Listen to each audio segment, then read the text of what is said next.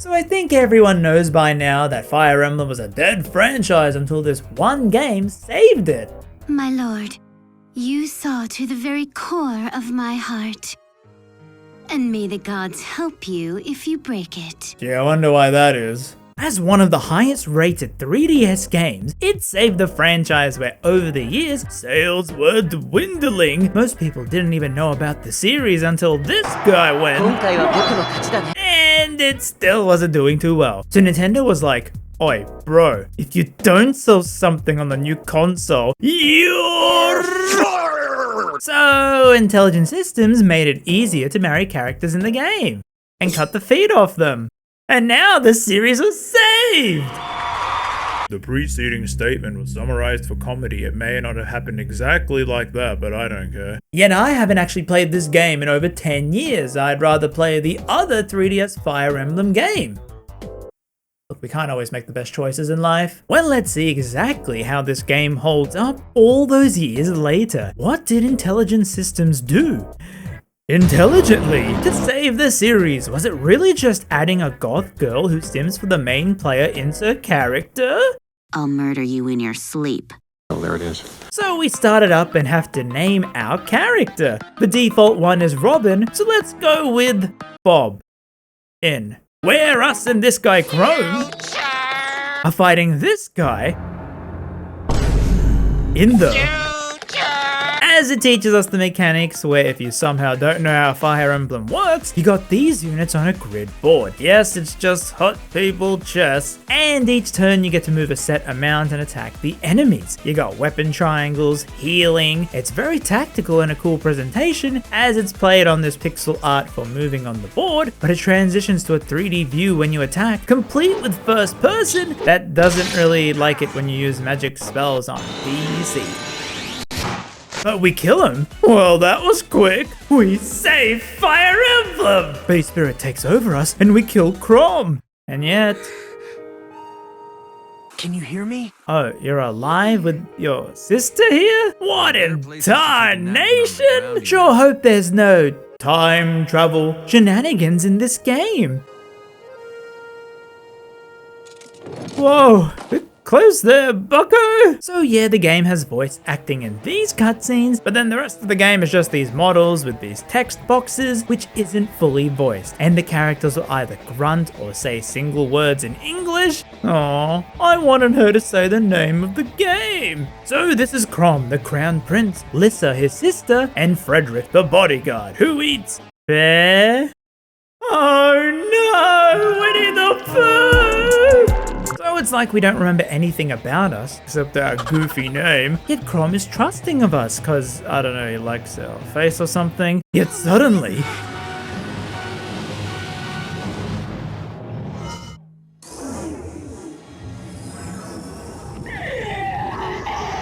as we get attacked by these zombie things from a portal, yet this character saves us. Gee, I wonder who this is. As if we didn't already know. And so 2 new people join us, Sully and Edgeworth. Now archers are important since you want to use them to take people out of the sky, while people on horses have way more movement speed. There's always pluses and minuses to every character. Like archers with the bow can only attack 2 spaces away, so if an enemy gets close, they usually can't counterattack, which is how most battles go. There's a lot of counterattacking. So we win and head back to the capital. Yeah, I ain't gonna try saying that. Where their other sister Emerin is like a shiny pope, a symbol of peace. As long ago a fell dragon tried to destroy the world, but the first Exalt joined forces with a divine dragon to win, so Exalts are like superstars now. Also the dialogue being one word is so funny if you just want to listen to it and cut off what the actual text boxes are saying. Forgive me. No. What? So they meet some people at the castle, or the floor meets them. This is Sumia, and she's not important at all. No, sorry. Could get bumpy. Right. Man, they really are pushing the Sumia character onto Chrom, but I'm saving him for the favorite Cordelia, because from my memory, having them together is the main way to get Severa, Selena, Gomez, And that links it to fates, yada yada, it's a long story. Anyway, we get support conversations where your characters standing next to each other in the battle, or pairing them up into one square, can help them out with blocking or counters, but more importantly for your goddamn weaves, is that you can build relationships with each other. You become a matchmaker, pairing up your party. Sometimes you want these pairs like, these two will be so cute together. And other times, oh god, no, we don't talk to each other, don't ruin this. So Sully here gets mad. Crom thinks she's a refined lady, so she talks about her sweaty thighs. Okay, thanks for telling the class. As we go into the castle,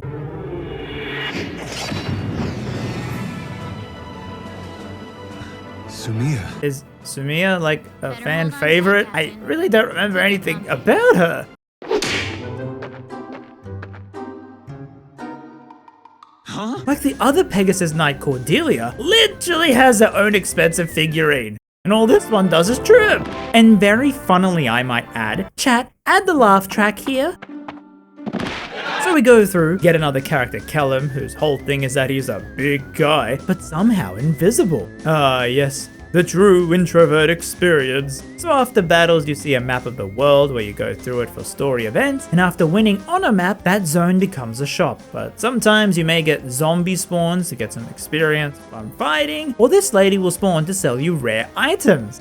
Sure we'll never see her again. So Plegia is a neighboring country that fights our one, so we gotta go to the other one, Ferox, to try and win over some favor to get some help. And their leader, oh, the leader, I can picture him now. A giant of a man, his broad chest covered in hair. And no wonder you wanted to eat that bear meat earlier. But no, it's... Am I now? Yep, the game really loves this trope. So we have to prove ourselves fighting their champion, who is that completely random character with the same color hair and sword as Crom. So we win. That character is named Marth. Oh, ironic. He's so dark and mysterious. Oh, honey, this isn't Fate's story yet. We don't want that trope in this game. And head back where Plegia says they captured Maribel, one of Lissa's friends. So we gotta go save her, where this guy is like, hey, remember me? I wasn't in the game the entire first hour, but you remember me, right? Pick me for the team now. Can I come too? Forget it, kid. You're too small. So we find their leader, Gangriel, who is like, yeah, your dad killed our people, so this is just revenge. Wait, are we the bad guys? And in return for the girl, he wants the Fire Emblem, the famous shield that famously isn't on fire. We say, no you, and fight. And man, Frederick is really broken. Dude is a literal tank. Well, we win and save her with that kid going, look, I saved her, look! Bro, who even are you? Well, now the map opens up a little. By little, I mean one extra map, which is a paralogue, sort of like an optional bonus map where you can recruit extra characters if you choose to, like this guy. He's a villager. I can fight too. You think he brews his own alcohol? And the amusing thing about recruiting him, usually you'll have to talk to the character on the field with Crom and be like, hey, our team is hotter, join us! But here, you gotta level him up just one level, which means you gotta weaken enemies with the other characters and have him finish them off. Another paralogue then has us saving Anna the merchant from these two. Darling. Where allies will just usually do their own thing on the map, which usually means they steal the experience you could have gotten. Dang, merchants. But now back home, I finally get something happening in the barracks, which is literally just a single room you set up a spy camera in to watch the characters walk in a circle, talking to themselves to maybe find some experience, find an item, or even find love. So back at the castle in the story, Marth the guy is like, okay, something bad is gonna happen. I'm from the future. And I'm from the past. And then he saves our life, but... This proof will suffice. Yeah.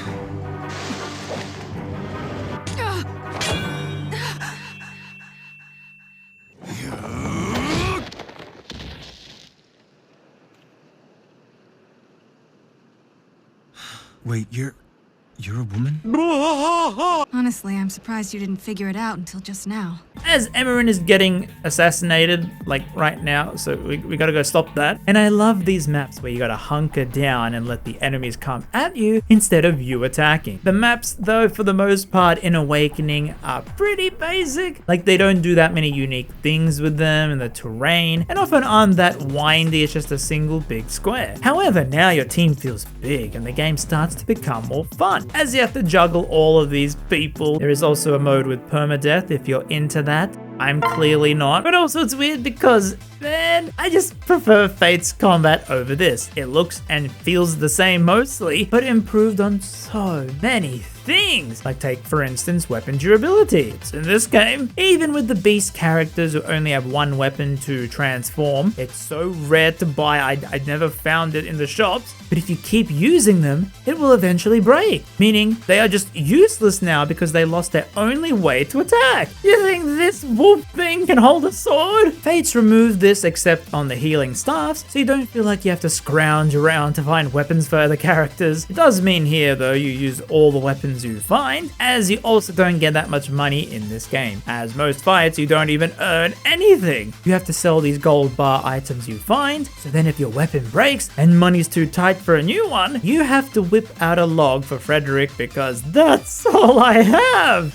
But, you know, he's still pretty broken. Pick a god and pray.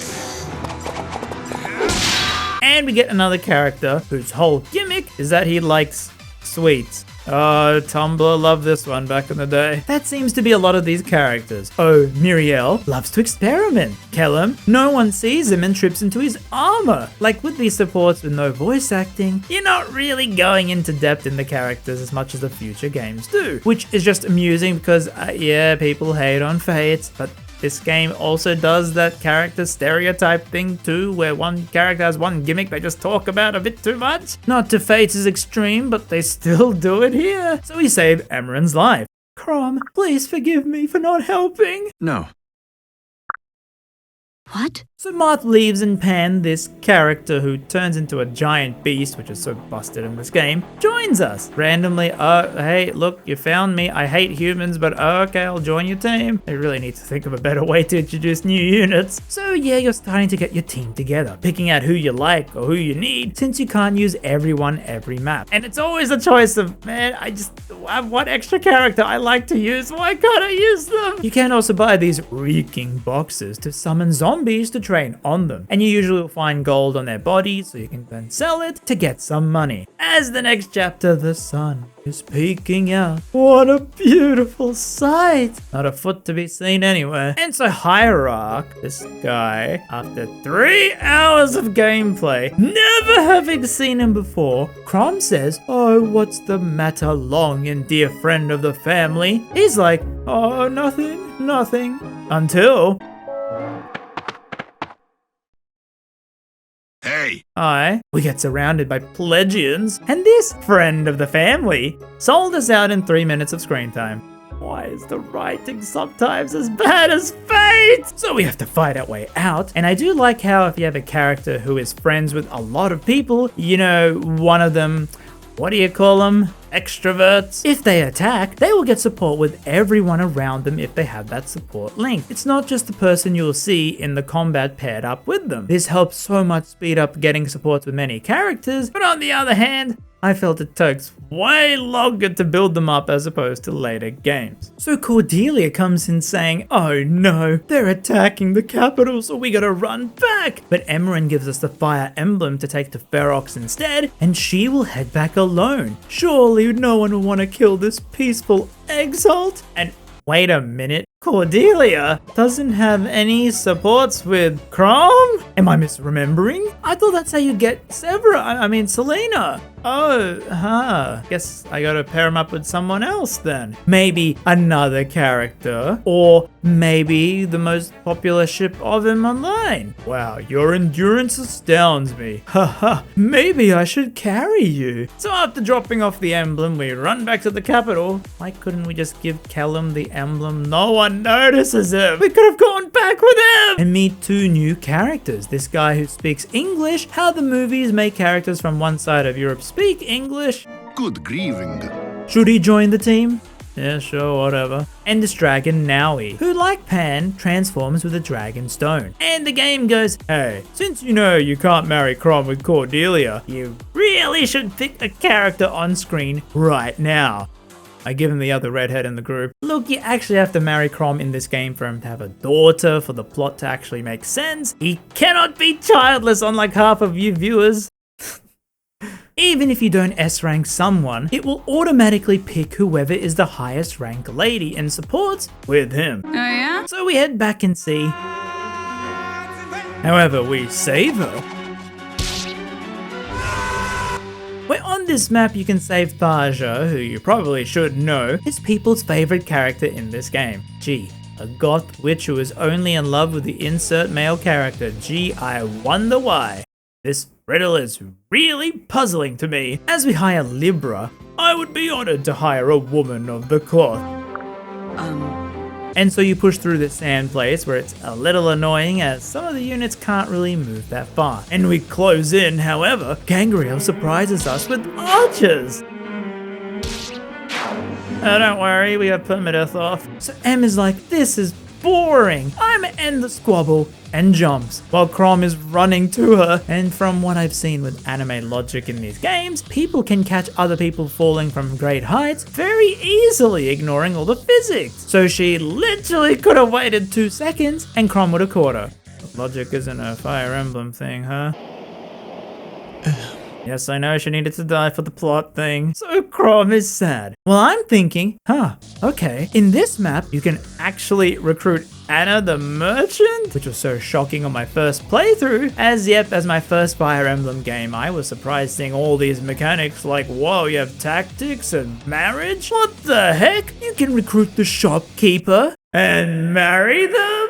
I mean, they only have supports with you, they don't want to talk to anyone else. And so I do more supports, and a few of them just end up being, oh, hey, watch out, wow, you almost died. Oh, I saved your life, let's bang, okay? It's like, yeah, going back to these games without the full voice acting, or the many lines of character backstory, it's kind of hard to take these super seriously. At the time, it was a novelty, but now the series has expanded upon these supports. Revisiting this game with that in mind, the supports are just okay in my opinion. And now with your leveling up maxing out at 20, you can use a seal to change classes into something else, or a master seal to unlock the master class of them. So in the story, we're still running away from the capital, and some Pelagians attack us, but their general is like, oh, you're good guys, I don't want to kill you, but my boss will kill me if I don't. Then some nameless soldier is like, I don't want to kill them either. Look dude, kill them, or my boss will kill you and me. Oh, okay. You know what the lesson in the story is? I want to be by your side and kill whoever you kill. What is this writing, man? And killing him here gets you a B stone, which you really need to transform Pan, and you can't buy them freely due to the durability. So yeah, she was kind of useless until I got this item again. I guess it's kind of a natural way to nerf these very overpowered characters, but then you just feel like, oh, if you like the character, you can't use them. So Crom is still sad. Gods! Gods! And the game does the thing where characters you recruited say, don't worry, Crom, we're with you. What a pair we make! What the heck? He's friends? I don't know why I didn't think that initially. Well, we get more support. Ah. Okay, maybe the one-line voices actually help this game out. Aw, how cute. They treat each other like brother and sister. Oh god, why is there this rank? So Thaja stalks Bobbin, which I never experienced as famous support, so I paired them up. Bobbin is a default magic user with his Levin sword that uses magic too, so it was a good pair. And I don't know, I thought the support was okay, unless I missed a line or something. Bobbin's whole shtick is that he's a tactician, where he plans out attacks in the main story, which is why Crom trusts him. And he's just friendly to Thaja. So now the plan is to kill Gangrel in revenge, where we get another character, Olivia, who is a dancer, and if you dance on your teammates, they get to move again. So we win, kill Gangrel, and now Crom ascends our throne to become king, and whoever was highest ranked support with him marries Crom, which was Sully, and after a mini time skip, they have a daughter named Lucina. It's pretty amusing. They go into this effort of the hand even drawing cutscenes, but due to how many ladies he can marry, they just keep the wife here faceless. And Lucina is born with crumbs, My brand. and so more support. Do tell. I'm a man. Yeah, this joke does get tiring in this game. I don't even remember there being this much of it back then. But to our love life, Bobbin told Tasha that he likes normal characters, so she tries and acts not stalkery and bakes him, oh god no! Lots of people like eel pie. And we master rank 2, Grandmaster. Wait, wrong one! And so we marry Tasha. I can't believe you made me love you. Of course, if you back out, I'll murder you in your sleep. As I'll skip over some spoilers, but I have to show this, I mean everyone knows it. Yes, Marth is Lucina from the future. Crom's daughter come back in time to save the timeline since her dad died and everything went bad in her world, so she goes back to try and save this timeline. Sully though doesn't seem too happy with this. Huh? So now Lucina joins up with you and you got more paralogs, where at this point, any other marriages you did, so any character pairings that had S support, certain characters will have child units, who also jump through time portals to fight with us. Now, yep, you marry, have a kid, and in the future they are of fighting age, so they just jump through a portal and can come back and join your party at that same fighting age. This was one of the big talking points about this game, how you could marry, have children, and have those children fight with you. But also apart from the novelty, you can try to mix and match skills that those kids would learn based on who the mum and dad are. But only certain characters can have kids. Tasha has one.